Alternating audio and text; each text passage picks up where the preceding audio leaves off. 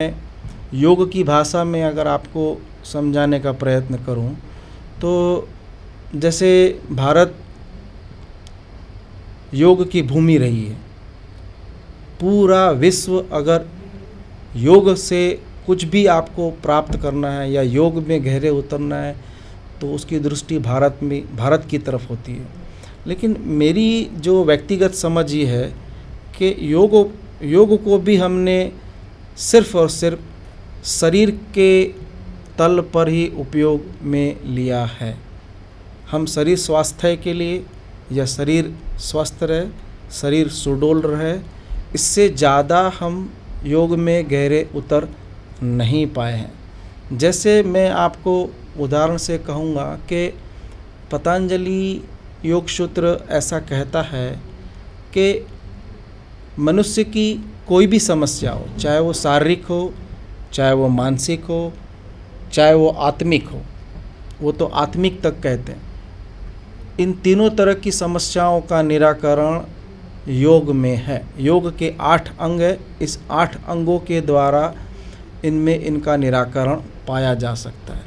पर जो मेरा व्यक्तिगत अनुभव ये है कि हम आसन और प्राणायाम से आगे की प्रक्रिया को या तो हम समझ नहीं पाए हैं या उसकी प्रयोगिता क्या है या उसकी उपयोगिता क्या है उसके बारे में हमें कोई ख्याल नहीं है। इसीलिए जो समस्या हमें दिख रही है, मेरा खुद का व्यक्तिगत अनुभव है कि जो लोग कंटिन्यू समझ लो कि प्राणायाम और आसन कर रहे हैं, फिर भी कई तरह की मनोवैज्ञानिक और साइकिक डिसऑर्डर के समस्याओं से वो झुलस रहे हैं।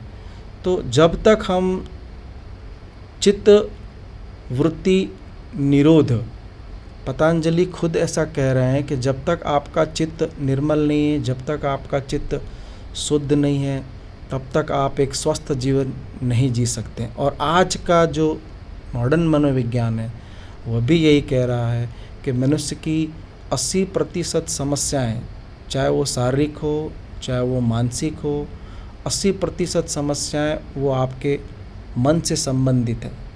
लेकिन मैं देख रहा हूँ कि भारतीय मन या भारतीय चित्त की अवस्था ऐसी है कि हम अपनी समस्याओं को खुले दिल से किसी के सामने शेयर भी नहीं करते, बताते भी नहीं हैं।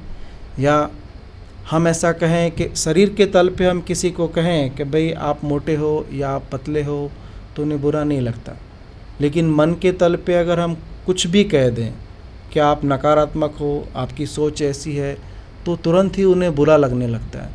तो इस मामले में थोड़ा हमें जितना खुल के मन के विषय को या चित्त वृत्ति निग्रह की जो प्रक्रिया है उससे जितना हम खुलेंगे, जितना खुलकर हम जो भी जानकार है उनके साथ परामर्श करेंगे, तो मैं समझता हूँ कि समाज की कई ऐसी समस्याएं हैं छोटी मोटी, उनसे निजात पाया जा सकता है। आदमी अपने तरीके से ये सारे जो दोष हैं आपने जो कहा वो अगर जानना चाहे स्वयं तो वो कैसे जान सकता है? देखो, अपने से जानना तो थोड़ा मुश्किल है, पर इतना ज़रूर मैं कह सकता हूँ कि अगर वो प्रयत्न करे तो आज ये कोई बड़ी बात नहीं है। हम जिस देश पे रह रहे हैं वहाँ पे मनोविज्ञान या योग, मैं योग और मनोविज्ञान को एक अलग अलग दृष्टिकोण से नहीं देखता हूँ। मेरी समझ ऐसी है कि पतंजलि है, भगवान बुद्ध है या भगवान श्री कृष्ण है, वो पूरब के मनोवैज्ञानिक हैं। तो थोड़ा सा हमें जिस भी विषय में आपको गहराई से जाना है या समझना है तो उसके लिए थोड़ा सा हमें गहरे उतरने की भर आवश्यकता है। जैसे मैंने आपको कहा कि भाई योग है तो हम आसन और प्राणायाम तक ही सीमित हो गए। आज जो भी व्यक्ति रेगुलर योगा प्रैक्टिस कर रहा है उन्हें आप पूछो कि प्रत्याहार क्या है तो वहाँ उनका प्रश्न का प्रश्न ही रह जाता है। प्रत्याहार की क्या उपयोगिता है, प्रत्याहार आपके चित्त को शुद्धि के लिए किस तरह से सहयोगी हो सकता है, इनके बारे में हम कभी सोचते भी नहीं हैं। या उन तक जाने का प्रयत्न भी नहीं करते हैं।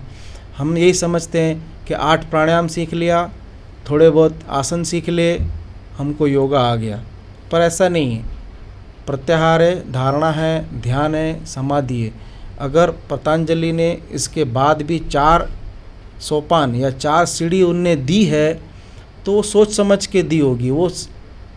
मेरा अनुभव ऐसा है कि प्रत्याहार से ही चित्त की वृत्ति को या मन को शुद्ध करने की सारी प्रक्रिया शुरू होती है। आपने धारणा की बात करी, तो धारणा को शुद्ध करने के लिए हम क्या कर सकते हैं? धारणा को शुद्ध करने के लिए पहले तो आपको प्रत्याहार क्या है वही समझना होगा। प्रत्याहार का अर्थ है प्रत्यय आहार। प्रत्यय माना सूक्ष्म, आहार। जैसे हम ऐसा समझने जाएं कि जैसा हम खाते हैं, जो भी हम ग्रहण करते हैं, जो भी हम आहार लेते हैं, उनसे हमारा शरीर या फिज़िकल बॉडी डेवलप्ड होती है या शरीर का विकास होता है। ठीक उसी तरह योग की दृष्टि से हम समझने जाएं तो हमारा जो चित्त की अवस्था है, हमारी जो मन की अभी अवस्था है, जो भी अवस्था है, नकारात्मक है या सकारात्मक है, वो अवस्था आपके 5 इंद्रियों पर आधारित होती है। किस तरह से? 5 इंद्री कौन कौन सी? तो जैसे आपकी 2 कान हैं, 2 आँख हैं, नाक है, मुंह है और स्पर्श है। अब आधुनिक मनोविज्ञान भी ये मानने लगा है। इसके आधार पे एक पूरी मनोविज्ञान में नई शाखा का जन्म हुआ है, जिसे कहते हैं साइको न्यूरो इम्यूनोलॉजी। मतलब जो भी आपके विचार या चित्त की अवस्था है वो आपके रोग प्रतिकारक क्षमता पर प्रभाव डालती है। तो मैं ऐसा समझता हूँ कि जो रोग प्रतिकारक शक्ति है वो घटती कहाँ से? तो चित्त की अवस्था से। तो चित्त की अवस्था निर्मित कहाँ से होती है? तो ये 5 इंद्रियों के द्वारा। तो उन्हें कैसे हमें रोकना है? ऐसा समझ लो कि एक रडार है। रडार के ऊपर से जो कुछ भी जा रहा है वो उसको कैच कर लेता है। ठीक उसी तरह से हमारी ये 5 इंद्रियां हैं, वो जाने अनजाने में बहुत कुछ अंदर डाल रही है। ऐसा समझ लो आप बस में सफ़र कर रहे हो, आपसे जो कुछ भी आपस में 2 मित्र बात कर रहे हैं उस विषय से आपको कोई लेना देना नहीं है, या आप जिस लक्ष्य की ओर आगे बढ़ रहे हो उस लक्ष्य के साथ उस विषय का कोई दूर दूर तक संबंध नहीं है, फिर भी हम उसे सुनते हैं, एक कचरे की तरह अपने भीतर आने देते हैं। हम टीवी देख रहे हैं या हम पेपर पढ़ रहे हैं या ऐसा बहुत कुछ कर रहे हैं जो जाने अनजाने हमारी चित्त को डांवाडोल करने के लिए या मन को विकृत करने के लिए काफ़ी होता है। तो प्रत्याहार में आपको ये सिखाया जाता है कि किस तरह से आपको 5 इंद्रियों को हटाना है और भीतर की तरफ ले जाना है, और भीतर ले जाके जो भी आपके विकास के लिए या स्व विकास के लिए आपने विषय पसंद कर रखा है उस पे आप किस तरह से फोकस करेंगे। तो प्रत्याहार की पूरी प्रक्रिया को समझ लेने के बाद जब आप एक विषय पर फोकस हो जाते हो, वो फोकस होने की जो घटना है वो योग की भाषा में धारणा कहलाती है। एक सवाल ये है कि राइट ब्रेन और लेफ्ट ब्रेन के बीच कैसे सामंजस्य बिठाया जाए? पहले तो आपको मैं ये समझाना चाहूँगा कि राइट ब्रेन है और लेफ़्ट ब्रेन है, वो दोनों के कार्य अलग अलग हैं। ऐसा समझ लो कि आज की जो भी हमारी शिक्षण पद्धति है या शिक्षण की शैली है, वो जो बच्चे को सिखा रही है उससे जाने अनजाने में कहीं आपका लेफ़्ट ब्रेन डेवलप्ड हो रहा है। अब लेफ़्ट ब्रेन डेवलप्ड हो रहा है तो आपको जानना होगा कि लेफ़्ट ब्रेन डेवलप्ड होगा तो व्यक्तित्व में क्या गुण आएंगे। जैसे कंपटीशन की भावना है, तेरा मेरा है, या गणित है, या विज्ञान है, या तर्क है, ये जो भी बाबत है ये सब आपके कहीं लेफ़्ट ब्रेन से रिलेटेड है। जबकि मनोविज्ञान ऐसा कर रहा है कि ज़िंदगी को सुचारू रूप से सुखपूर्वक और आनंदपूर्वक जीने के लिए एक अच्छा सामाजिक और पारिवारिक जवाबदार व्यक्तित्व को बनाने के लिए राइट ब्रेन का भी उतना ही सहयोग लेना चाहिए या उतना ही सहयोगी है। तो जो राइट ब्रेन की खूबी है वो क्या है कि भाई क्षमा कर देना, प्रार्थना, प्रेम, मिलकर काम करना, ये जो भी ऐसा मैं बोलूं कि मानवीय गुण है, ये जो भी मानवीय गुण है उनका सीधा संबंध आपके लेफ्ट ब्रेन से है।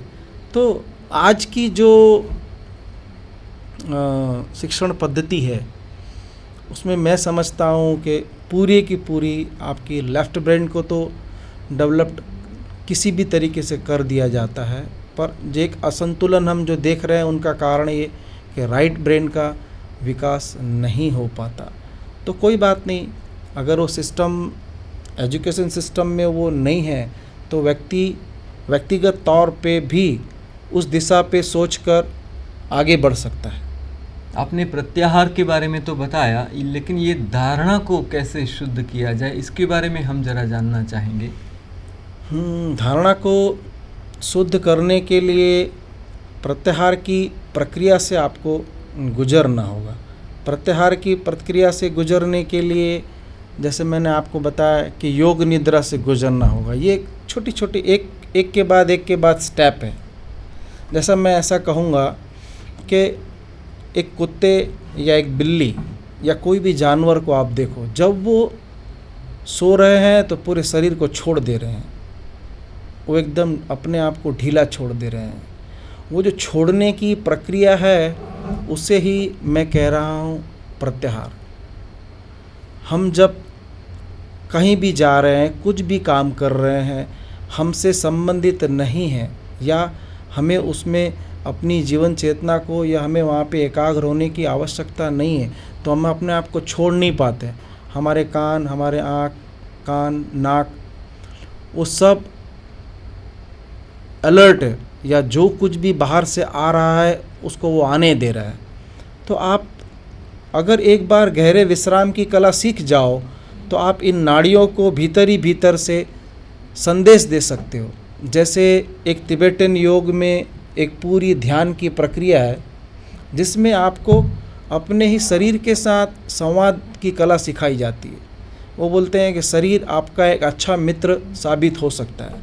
तो गहरे विश्राम में एक बार आप जाना सीख गए, आप जो भी संवाद करना चाहोगे अपने शरीर से वो कर सकोगे। अपने शरीर को आप कहोगे कि आप शांत हो जाओ तो शरीर शांत होने लगेगा। आप पांचों इंद्रियां हैं उन्हें आप कहोगे कि भीतर की तरफ लौट आओ तो वो भीतर की तरफ लौटने आएगी। इस तरह से आप शरीर और मन के बीच संवाद की कला का विकास करके अपनी धारणा को एक दिशा में या मजबूत कर सकते हो, ऐसा मैं कहूँगा। વિદ્યાર્થી મિત્રો, જીવન એક સંઘર્ષની જેમ નહીં પણ ઉત્સવની જેમ માણવું જોઈએ. ગાયન, નૃત્ય, કાવ્ય, સંગીત, ચિત્રકળા સઘળું આ જગતમાં ઉપલબ્ધ છે.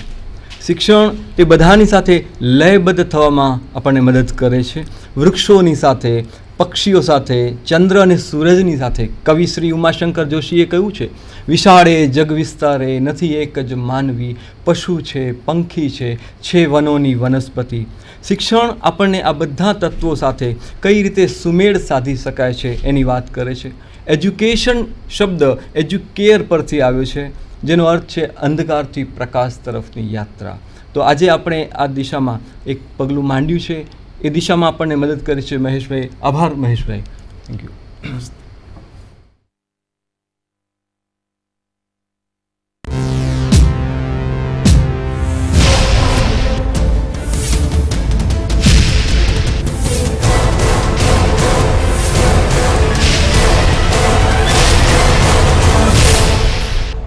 Sandhan, All Gujarat Integrated Classroom. સેટેલાઇટના માધ્યમથી જોડતી કડી એટલે સંધાન.